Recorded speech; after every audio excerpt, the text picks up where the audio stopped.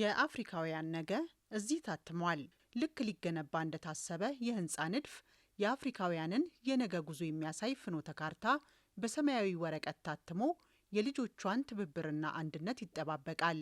አጀንዳ 2063 የአፍሪካ መሪዎች በአፍሪካ ጦርነትን ለማስቆም በመሰረተ ልማት የተሳሰረች አፍሪካን ለመገንባት የዜጎቿን የእንቅስቃሴ ነጻነት ለማረጋገጥ የቀጣይ 50 ዓመት ግብ በማስቀመጥ እንደ አውሮፓውያን አቆጣጠር በ2013 የምንፈልጋት አፍሪካ በሚል መርህ አጀንዳ 2063ን ቀረጹ። ለስኬታማነቱ የአጀንዳ 2063 ግቦችን በሀገራዊ ግቦቻቸው አካተው እንዲተገብሩ ለአባል ሀገራት ኃላፊነት ሰጠ። ህብረቱ በየዓመቱ በሚያደርገው ስብሰባም እቅዱን የሚያጠናክሩ መርሆዎች በማስቀመጥ የአተገባበር ውሳኔዎችን ያስተላልፋል። ባለፉት 4 ዓመታት በምግብና የስርዓተ ምግብ ሽግግር፣ በአፍሪካ ነፃ የንግድ ቀጠና፣ በትምህርትና ፍትህ አንኳር ጉዳዮች ላይ ህብረቱ ቅድሚያ በመስጠት መክሯል። ተፈጥሯዊ ምግቦችን ማምረት የሚያስችል ሰፊ የእርሻ መሬትና አምራች የሰው ኃይል ያላት አህጉር ናት አፍሪካ። ይህን ሀብት አቀናጅቶ መጠቀምና የአፍሪካን ስርዓተ ምግብ ማሻሻል እንዲሁም ጤናማና አምራች ዜጋ መፍጠር የህብረቱ የ2022 አጀንዳ ነበር።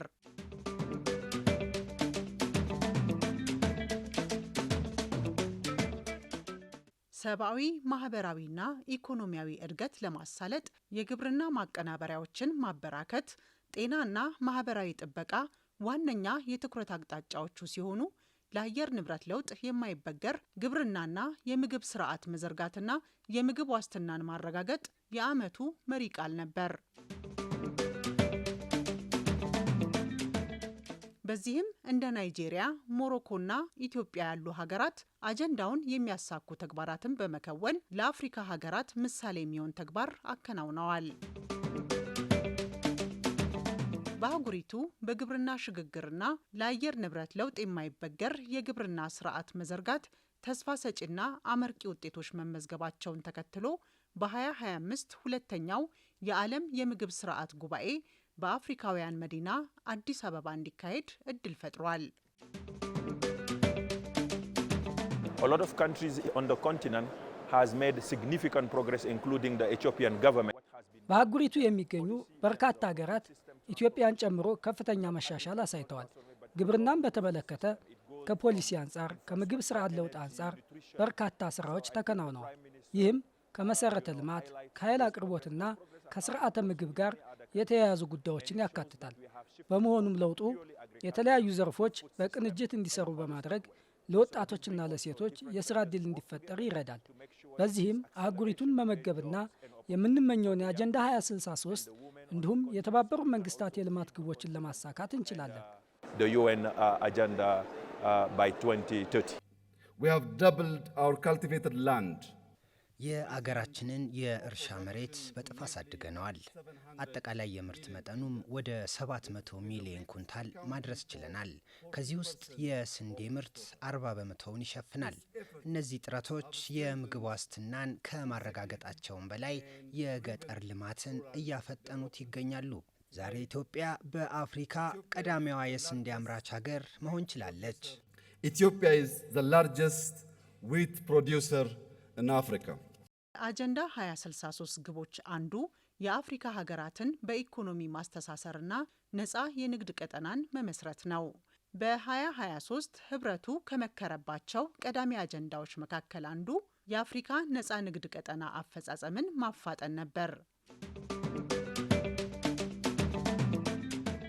በጉባኤው የአፍሪካ ምርቶችና አገልግሎቶች በዘላቂነትና አካታች በሆነ መልኩ በአንድ የገበያ ማዕከል የሚገበያዩበትን ሁኔታ መፍጠር ላይ የመከረ ሲሆን ለዚህም ዘላቂና አካታች ማህበረ ኢኮኖሚ እድገት፣ የግብርና ልማት፣ የኢንዱስትሪ መስፋፋት፣ ነፃ የሰዎች የካፒታልና የኢንቨስትመንት እንቅስቃሴ እንዲኖር ማስቻልን ታሳቢ ያደረገ ነው። የአፍሪካ ነፃ ንግድ ቀጠና 55 ሀገራት የሚሳተፉበትና ከ3.4 ትሪሊዮን ዶላር በላይ ይንቀሳቀስበታል ተብሎ የሚገመት ቀጣናዊ የኢኮኖሚ ማህበረሰብ አባላትን የሚያስተሳስር የዓለም ግዙፉ የንግድ ትስስር ስምምነት ነው። We should cultivate the culture of integration.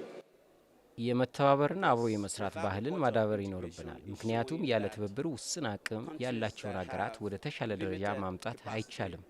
ያለውን የስራ ማዕቀፍም ሙሉ በሙሉ መጠቀም አንችልም። ሀገራት እርስ በርሳቸው እንዴት መገበያየት እንደሚችሉ ለማየት ለዚህ ሂደት ቁርጠኛ ሆነው መቀጠል ያለባቸው ይመስለኛል።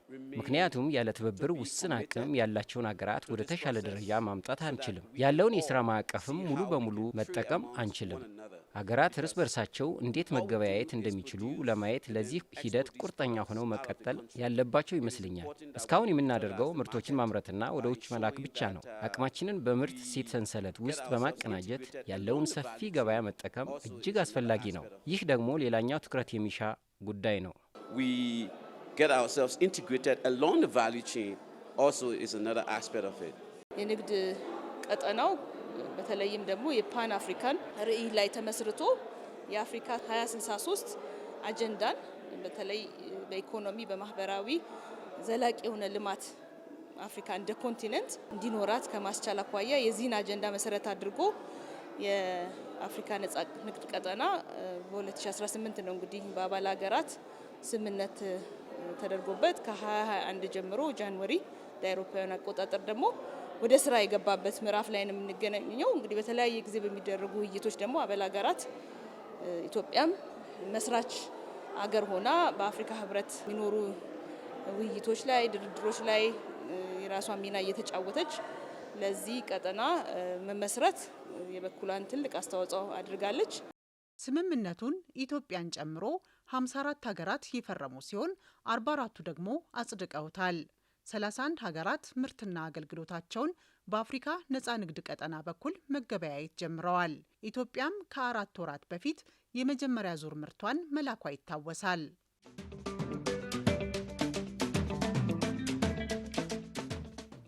የ2022ቱ የተባበሩት መንግስታት ድርጅት ጠቅላላ ጉባኤ ጎን ለጎን ባካሄደው የጎንዮሽ ጉባኤ በአፍሪካ የተማረ የሰው ኃይል እጥረት ሊያጋጥም እንደሚችል ማስጠንቀቁ ይታወሳል። ይህን ተከትሎ ነበር በትምህርትና በክህሎት አፍሪካን ማብቃት የ2024 የአፍሪካ ህብረት የመሪዎች ስብሰባ ቀዳሚ አጀንዳ ሆነ። በዚህም መሰረት የትምህርት ቤት ምገባን ማበረታታት፣ ልዩ አዳሪ ትምህርት ቤቶችን መገንባትና የትምህርት መሰረተ ልማቶችን በማስፋፋት አፍሪካውያን ለትምህርት ሳይንስና ቴክኖሎጂ ልዩ ትኩረት እንዲሰጡ ተደረገ።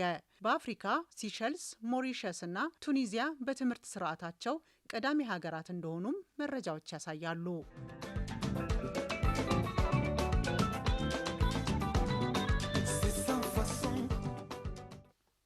ኢትዮጵያ አዳሪ ትምህርት ቤቶችን በመገንባት የትምህርት ቤት ምገባን ተደራሽ በማድረግ ለሰው ሰራሽ አስተውሎት ልዩ ትኩረት በመስጠትና ባለተሰጥኦ ወጣቶችን በማበረታታት በሳይንስና ቴክኖሎጂ የተሻለ ውጤት እንዲመጣ ባከናወነቻቸው ተግባራት አበረታች ውጤቶች እያስመዘገበች ነው።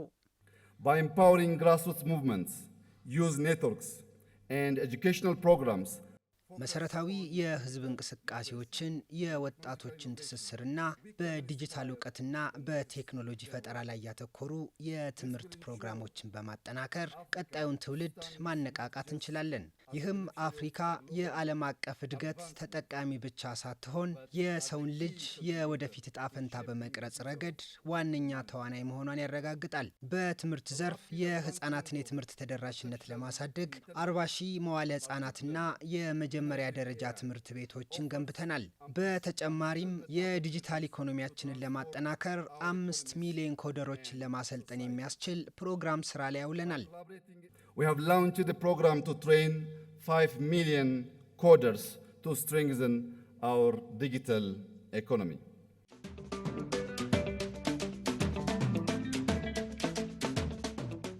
አፍሪካ በባሪያ ንግድ፣ በቅኝ ግዛት፣ የዘርና የቀለም መድሎ ወይም አፓርታይድና ጅምላ ጭፍጨፋ አስከፊ ግፍና ጭቆናዎች ተፈጽሞባታል። ዛሬም ድረስ በተለያዩ ጫናዎችና በአየር ንብረት ለውጥ ምክንያት አፍሪካ ከፍተኛ ጉዳት እያስተናገደች ነው።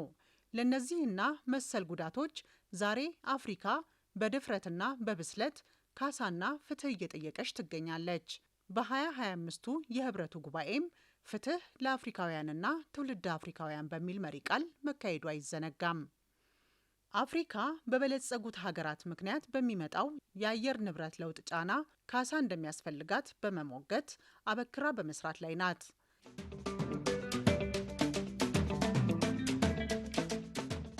ኢትዮጵያ በአረንጓዴ አሻራ ረገድ ባከናወነቻቸው ተግባራትና በተገኘው ውጤት በ2027 የሚካሄደውን 32ኛውን የአየር ንብረት ለውጥ ጉባኤ ኮፕ 32 ለማስተናገድ የተመረጠች ሲሆን አፍሪካ ድምጿን ለማሰማት ትጠቀምበታለች ተብሎ ይጠበቃል።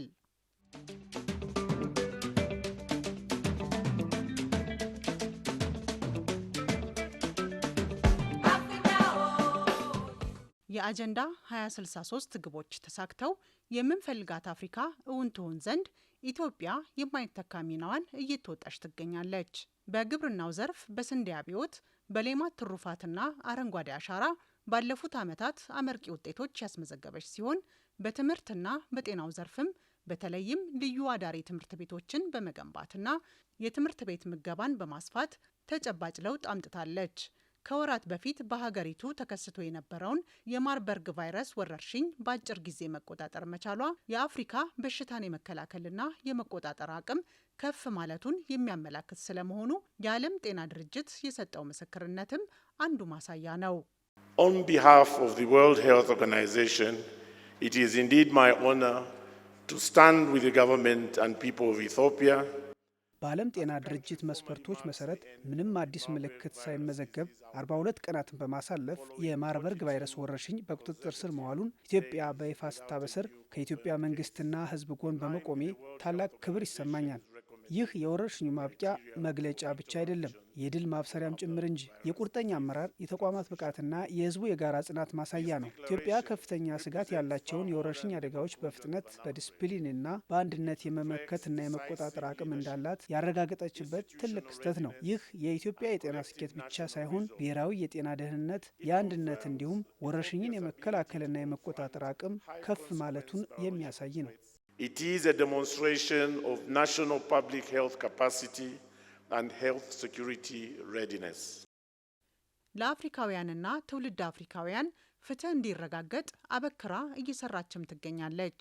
አፍሪካ በጸጥታው ምክር ቤት ቋሚ መቀመጫ እንዲኖራትና የአፍሪካውያንን ድምፅ በማሰማት እያበረከተችው ያለው አስተዋጽኦ ኢትዮጵያ በአፍሪካ ጉዳይ ሁሌም ሚናዋን ለመወጣት እንደማታመነታ ያመላክታል። The demand for reparations is not about charity. የካሳ ጥያቄ ምጽዋት ወይም የገንዘብ እርዳታ ጥያቄ አይደለም። ይልቁንም የፍትህ ጥሪ ነው። ይህ ጥያቄ በሚሊዮን የሚቆጠሩ ሰዎችን ክብር ለመመለስ እንዲሁም በድህነት፣ በእኩልነት ማጣትና በመድሎ ሳቢያ የተፈጠሩ ጥልቅ ጠባሳዎችን ለመፈወስ ያለመ ነው። የወደፊት ዕጣ ፈንታችንን ለመወሰን የእኩልነትና የብልጽግና አሻራ ለማሳረፍ እንዲሁም ለሁሉም ሰው የሚሆን ክብርን ለማረጋገጥ ጊዜው አሁን ነው። በአህጉሪቱና በውጭ የምንኖር አፍሪካውያን ዳያስፖራዎች የፍትህ፣ የብልጽግናና የሰላም ራዕይ የምናስተሳስር ትውልድ ልንሆን ይገባል። Our diaspora in a shared vision of justice, prosperity and peace. የዘንድሮ የአፍሪካ ህብረት የመሪዎች ጉባኤ ዘላቂ የውሃ አቅርቦትና ደህንነቱ የተጠበቀ የንጽህና አጠባበቅ ስርዓትን ማረጋገጥ ለአጀንዳ 2063 ግቦች ስኬታማነት በሚል መሪ ሀሳብ የሚካሄድ ሲሆን በታዳሽ ኃይል ልማት፣ የንጹህ መጠጥ ውሃ ተደራሽነትና ተያያዥ ጉዳዮች ላይ ይመክራል ተብሎ ይጠበቃል።